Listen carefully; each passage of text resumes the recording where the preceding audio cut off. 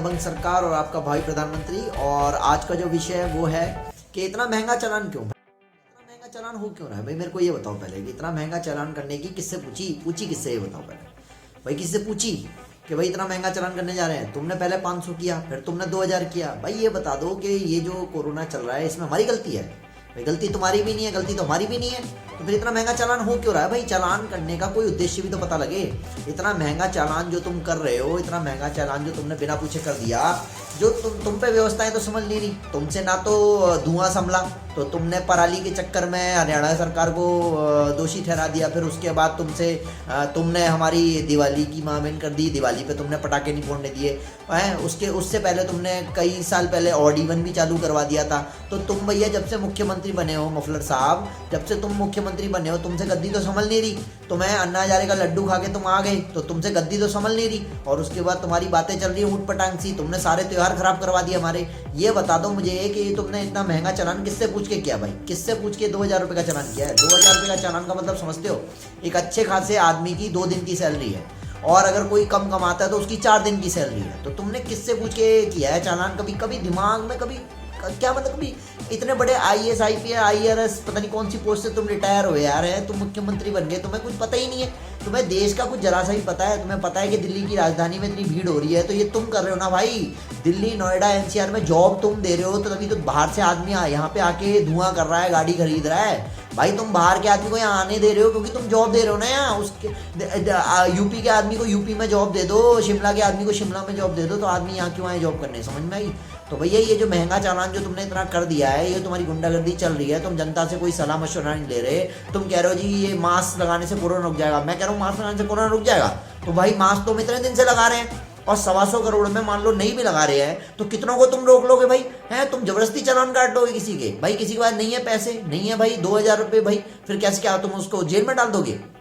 मतलब बीमारी फैल रही है ना मेरी वजह से ना तुम्हारी वजह से, और उसका भुगतोगे तुम, मतलब भुगतेंगे हम जनता भुगतेंगे। क्यों भाई, हम क्यों भुगतेंगे? हमारा क्या कसूर है भाई भुगतने का? भाई तुमको संभालनी है ना भाई। मुख्यमंत्री कौन है, मैं हूं या तुम हो? मैं थोड़ा बताऊंगा कितने इलाज हैं, 100 से ज्यादा इलाज है इस कोरोना से निपटने के, लेकिन मैं क्यों बताऊं भाई? ये तो तुम मुख्यमंत्री हो ना, 2.5 लाख रुपए सैलरी तुम्हारी है महीने की, तुम दे दोगे तो।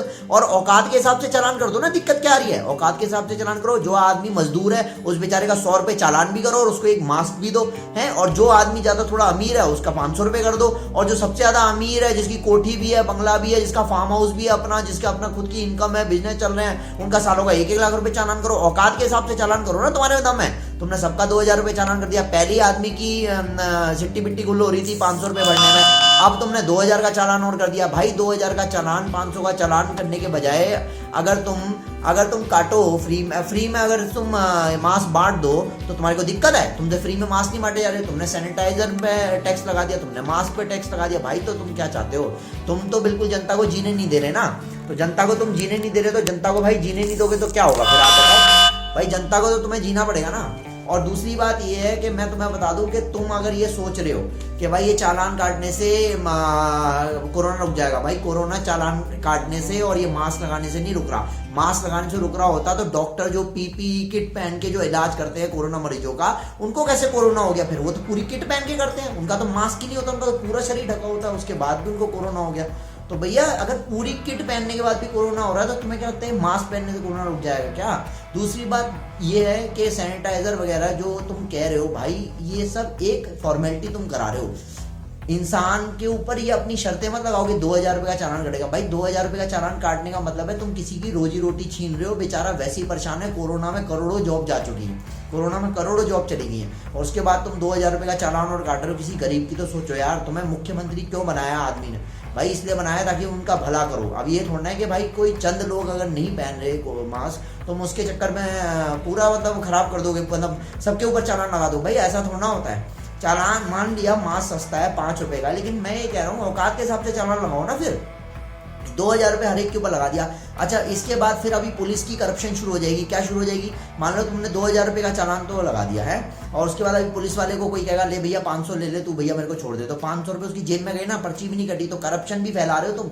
महंगाई तब करो जब सैलरी आदमी की अच्छी हो। अब सैलरी तो आदमी की अच्छी है नहीं, और तुमने कर दी है महंगाई, तो भैया तुम करप्शन बढ़ा रहे हो। तो मेरा यही कहना है भाई, अभी मैं फिर से कहूँगा ये रोक दो, ये चालान जो तुम इतने महंगे काट रहे हो ये रोक दो।